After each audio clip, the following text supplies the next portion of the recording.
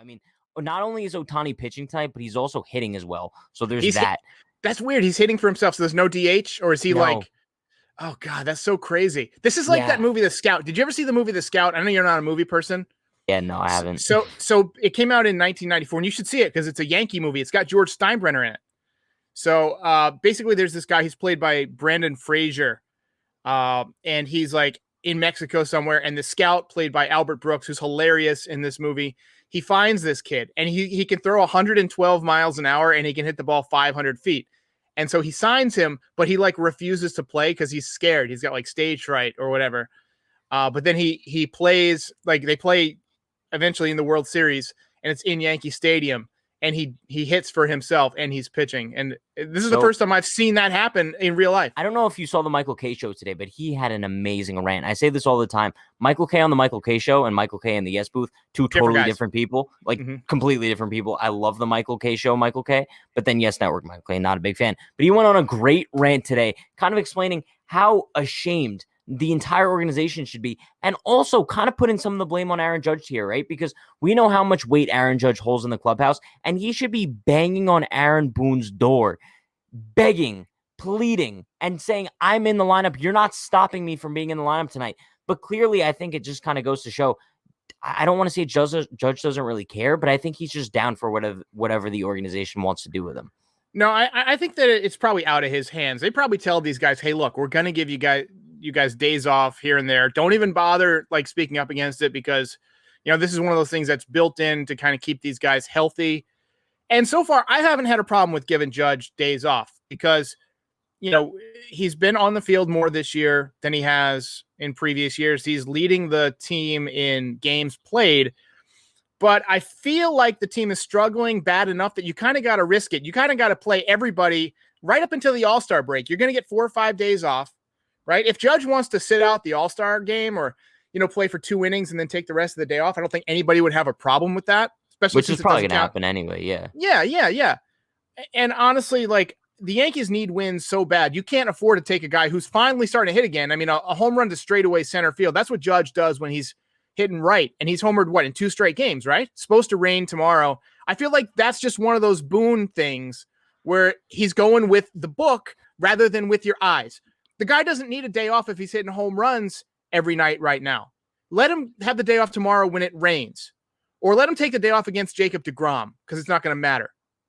Fair. I mean, listen, I understand 100% where you're coming from. And I think also the perspective I look at it from is like Boone's perspective, right? How do you just say 2 days ago that our season is on the line, and now when you're going up against one of the best pitchers in the American League, you're benching 2 of your best hitters?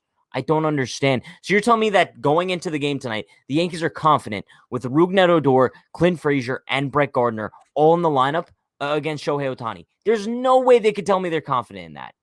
I'm going to tell you what, Shohei Ohtani is going to be fun to watch. This is one of those nights where I'm not even going to really be disappointed if the Yankees get shut down, because it's just going to be a fun game to watch. It was like when they used to play Pedro. You go into it expecting the Yankees to get shut down. It's like watching, you know, Elway or Marino or one of these great quarterbacks in their prime. You know that they're going to light you up for 4 touchdowns. It's just like, sit back and enjoy the show. We're seeing something from Ohtani right now with the 2 home runs last night, pitching tonight. He's been deadly on the mound. I've never seen this in my lifetime. Nobody's really seen this since Babe Ruth. Everybody laughed when they compared him to Babe Ruth. People are like, yeah, Babe Ruth, whatever. Ohtani's on pace for 50-something home runs, and he's got a sub-3 ERA. It's ridiculous. I mean, I didn't even think he was going to be this good. And it hurts so bad that he could have been a Yankee, right? I think we were all like 100% guaranteed that he was going to be a Yankee. Then all of a sudden reports come out that he wants to be on a West Coast team.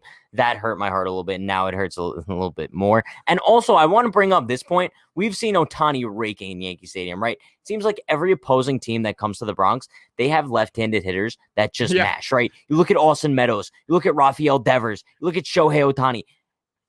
And for some reason, the Yankees haven't gotten this message across to their own clubhouse and their own organization. Why don't we have any left-handed sluggers? It's almost like Yankee Stadium is built for left-handed hitters, no? Yeah, Tony Kemp hit 2 home runs in 2 days. Guys hit 2 home runs in a million years. Matt Olson raked. God, Matt Olson, I mean, those balls would have gone out of Yellowstone, but still. No, yeah. Matt Olson is like, you know how people have like their dream like player for the team? my dream Yankee that is out there in the league that's kind of realistic, I think, is Matt Olson. Now, it's not an immediate thing, but in a couple of years, I could see him being one of those guys because he's so big and he's got such an unorthodox swing. I could see him being good for a long time. He gets his hands like way back from his body, and he kind of hits like Ohtani. He just uses his hips and propels him through the zone. I could see him like being a really good hitter for, 10 more years. And eventually the A's aren't going to be able to pay him. And you know that the Yankees, if they need a first baseman, are going to be looking at him at that point. Yeah, it's very possible. Now. I mean, I'm not sure if you saw Cashman's press conference yesterday, but the question did come up where he was asked about kind of Ambergy, Park, whether or not they kind of see whether or not he sees them as viable options to kind of come up and help the major league club at this point. And his response was something along the lines of, we think we have our best troop on the field right now. That actually made me nauseous a little bit, just because how can you sit there and tell me that you think your best troop in the outfield right now consists of Clint Frazier and Brett Gardner? It's actually sickening.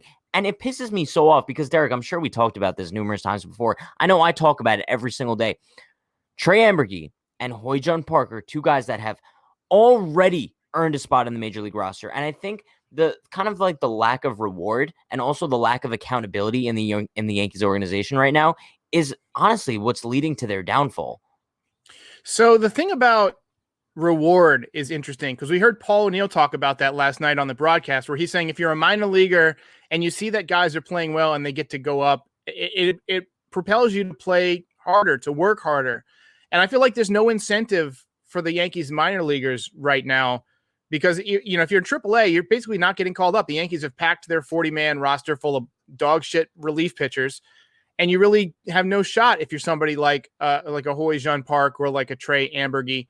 Honestly, at this point, the best thing the Yankees could do would be to send Gardner into retirement.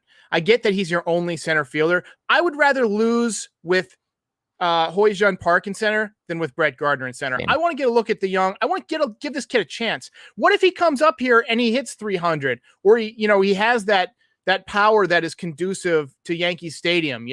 What if he becomes one of those guys who finds that jet stream and can hit that auxiliary scoreboard, once every 2 or 3 games, and all of a sudden he's a 30 home run guy?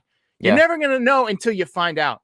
And for me, that's my biggest qualm with the Yankees dating back decades.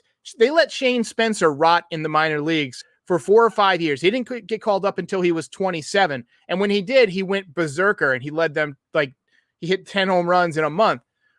Of course, he never turned out to much, but just giving somebody that chance, it's like a boost of energy, not only for them, but the team gets younger. Guys are now, it's like, all right, we're losing our at-bats to the younger guys. Let's step up our game a little bit. I just think it's deserved for Park and Ambergy to get a shot, especially when Frazier and Gardner are doing nothing. If Gardner was hitting 270 and Frazier had 15 or 18 home runs, I would understand it, but neither one of these guys is doing their job. You're watching the 643 DP podcast with Derek and Patrick.